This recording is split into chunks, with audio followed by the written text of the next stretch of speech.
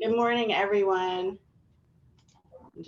I'm here with Sascha in his office, if you can't tell. Yeah, hey, and I'm Sascha Henderson. Hope you guys are doing well. So, are y'all able to see the PowerPoint on your screen?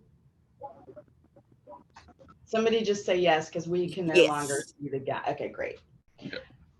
So Sascha and I are here today to talk about the Creating Homes Initiative, which we refer to as CHI.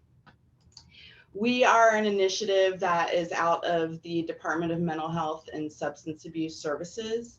This is an initiative that was created in response to the lack of safe, decent, quality, permanent, and affordable housing options for persons with mental illness in Tennessee.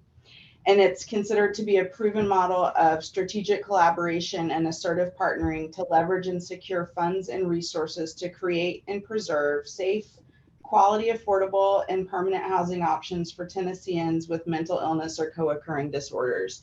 So our scope, Sascha and I are in Region 2, which is Knoxville, the 12 counties surrounding Knoxville, and then Scott, Morgan, and Roane.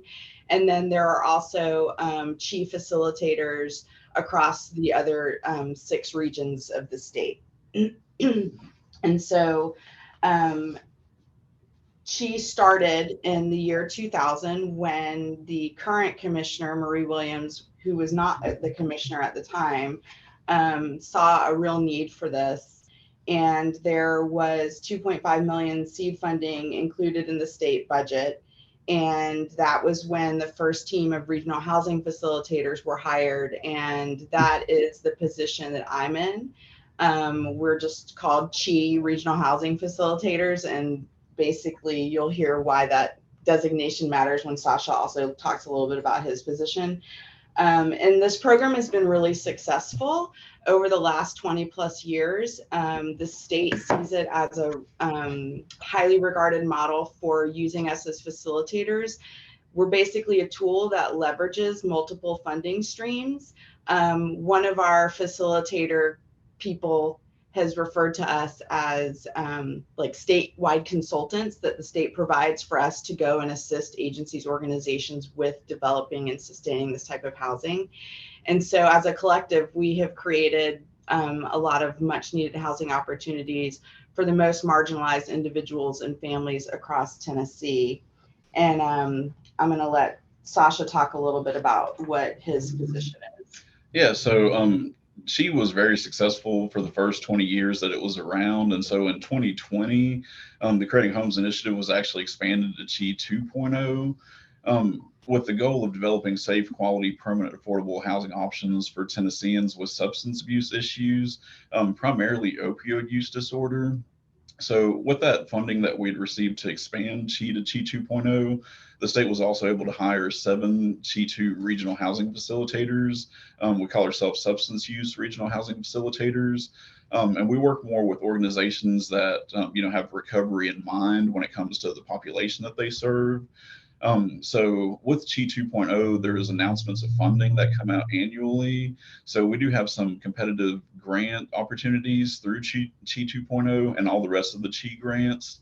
And we'll cover those in more detail a little bit later. But basically, the Creating Homes Initiative grants are there to provide infrastructure for organizations looking at expanding housing opportunities and also help out with funding for support services to meet the needs of those that are, living in those homes. Um, and like I said, that was in 2020. In 2021, the first CHI 3.0 grant came out. Basically, they expanded to CHI 3.0, which has more of a focus on reentry, but still similar goals in mind. So the goal of CHI 3.0 is basically developing safe, quality, permanent, affordable housing options for Tennesseans experiencing mental illness and or substance use disorder who reenter the community from prisons or jails and who have a history of incarceration. So not necessarily if they're coming directly out of jail, but even if they've just been justice involved at any point. And that's the population that those organizations serve. They're able to apply for that CHI 3.0 funding. Um, the CHI 3.0 grant provides ongoing operations for newly created housing opportunities, and it can also be used to provide supportive services to benefit residents of newly developed housing opportunities. So pretty much create the infrastructure, and then also those wraparound services. The one thing to note about Chi 3.0, whereas with the original Chi grant and then Chi 2.0, we have housing facilitators. Chi 3.0 is more of just a funding opportunity. So they employ us to help out organizations looking at applying for Chi 3.0 funding. So if there are any organizations that are focused on that reentry population, just be sure to reach out to Allie or myself, and we can both kind of work on those projects. So Sasha's kind of hit on these a little bit, but this is the funding part everybody wants to know. And I should clarify that Sascha and I will, work with agencies, organizations, individuals to develop this type of housing, whether the funding is coming out of our department as an opportunity or whether it's coming from another place, or if there's a need to find funding from another place. We are available in that way to support, not just through the departmental grants. However, the department does have these 3 funding opportunities. The Creating Affordable Housing opportunity, which we call CAW, is the funding opportunity that has been available since the inception of Chi, so for the past 20 plus years. And that funding is focused on brick and mortar for new units, specifically for individuals with a mental health diagnosis or co-occurring disorder. And that funding opportunity has come out every year in the fall. The next 2 opportunities are newer, as Sascha already said, and they all tend to come out. Well, last year was the first year that we had all 3 opportunities through the department, and they all came out within a month of each other. And they're very quick turnaround too. So these are all about to drop sometime soon. We don't know the exact date, but just so that y'all know, these department grants are about to be announced, and these are the funding opportunities available. And so for the Chi 2, which is the recovery housing piece, that funding can be used for new construction, renovation, or acquisition.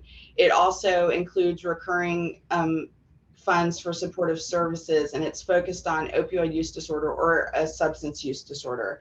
And then the Chi 3, which is those for those who've been justice involved, same thing, new construction, renovation, or acquisition. It has the recurring supportive services, and it's specifically geared towards individuals who also have a mental health diagnosis, co-occurring disorder, substance use, but have a current or prior history of having been incarcerated.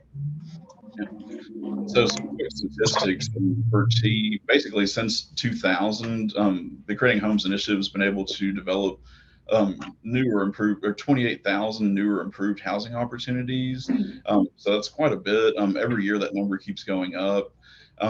And basically using more than $850 million leverage from federal, state, local, and foundational and other funding sources.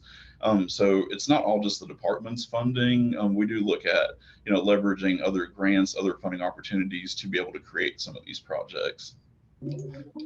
And then here's a map of all the regional housing facilitators across the state. That map can be found on our website as well, and we'll have a link at the end of this presentation, so you can check that out. But basically, we're spread all throughout the state. Like Allie had already mentioned, we're primarily focused on Region 2, like that's our scope. But if there are any projects or any organizations that are looking at expanding to some of the other regions, you can just let us know, and we can put you in direct contact with the housing facilitator in that region. And so as facilitators, we pretty much work as hands-on collaborators with grassroots community partners and task forces to stimulate the preservation, development, and enhancement of housing opportunities. As a team of housing facilitators, we have affordable housing development expertise.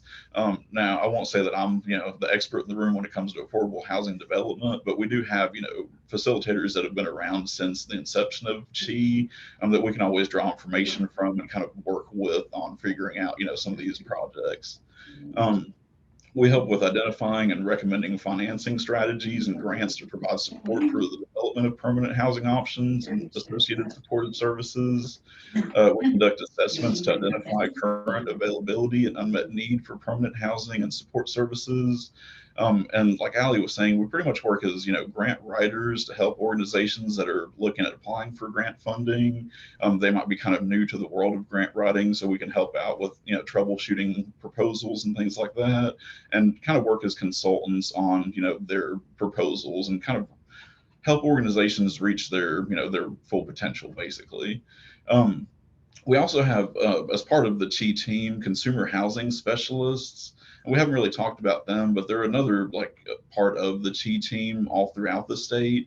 And basically, they work more with individuals that are, homeless and looking for housing that might not have, the resources that they need. And if they reach out to us, we can connect them to our consumer housing specialist. In this region, her name is Kimberly Bowman, and she actually covers Region 1 and Region 2. So she's got quite a bit of, a lot of counties in East Tennessee. But she can, educate individuals on resources that are out there, just kind of connect them to, appropriate resources in their counties. So I'm not going to read through this because I feel like we're kind of eating up some time, but these are just some of the partnerships that we have worked with. And then real quickly, we're going to go through these are just a couple of examples of local projects that have used department funding. It's really important on the two that I'm going to be talking about real quick to note that these are funding streams that are, pots that have federal funding, state funding, private funds. So the CHI funds are just, typically a smaller part of these larger projects, maybe to get people over the hill. Some of the projects that we've worked on outside of Knoxville are smaller organizations or like new starting organizations. And so that pot of money actually can build quite a bit of their project. As y'all know, Caswell Manor is about to be filling up with residents, which is awesome, through VMC. And there was a portion of that funding that came out of the Creating Affordable Housing Grant for 48 units. And I'm not exactly sure of their opening date, but I know it's opening soon. And then the other local example that used Creating Affordable Housing funds is through the McNabb Center at Dogwood Springs. And they have 50 units. However, the way that they did the grant funding was they designated 8 of those units specifically for individuals who have a mental health diagnosis or co-occurring disorder. And so that CAW grant went specifically to those 8 beds. And then, of course, they leveraged funding from other funding streams for that project as well. And as far as some other projects that utilize some CHI 3 funding, Steps House was actually a recipient of the first CHI 3 round of funding here locally. If you guys are familiar with the recovery community, you've probably heard of Steps House. They provide recovery services, but they're now also providing permanent housing options. Through the CHI 3 funding, they're able to acquire this house that you see on the screen, and they're still looking at renovating some of it to create some additional units, like an add-on to the house. So ultimately, there's going to be 10 new units of housing created for individuals, in recovery that are also justice involved, since this is a CHI 3 funded project. And then another one here locally is Susanna's House. Susanna's House is a nonprofit that offers intensive outpatient substance abuse treatment. They actually received some CHI 2 funding, not from this last round, but the prior round of funding. And their project was to basically build a house, from the ground up. So it was a new construction project. It took a little bit longer than just acquiring a house. So we actually were just able to attend the ribbon cutting for Susanna's House yesterday. And it's fully furnished at this point. It looks fantastic, and it's going to create, 8 new units of housing for mothers and their babies. So I think they're opening up sometime in the next couple of weeks or so. I think they said they've already got 2 individuals targeted to live there. So, they're doing great things over there as well. And then just to quickly recap the Creating Homes initiative, how it works: the state provides the framework, the incentives, the regional housing facilitators, broad-based local and regional task forces identify the needs and prioritize projects. Development of permanent housing opportunities such as independent rental and home ownership is emphasized. regional housing facilitators work with any appropriate agency, so it doesn't necessarily have to be a nonprofit. Even there have been some, for-profit entities that have applied for funding and things like that as well. So, and then housing is owned and operated by local agencies. Um, we'll skip that, but that's basically all we've got. Here's our contact information, and I think we can get the slides out to everybody as well so that you'll have that. And then here is our website as far as for the Creating Homes Initiative. And then we've also got a website or a link for Recovery Within Reach, which is also another great website through the department where you can check housing inventory and recovery housing inventory throughout the state. And that's basically it. Does anybody have any questions?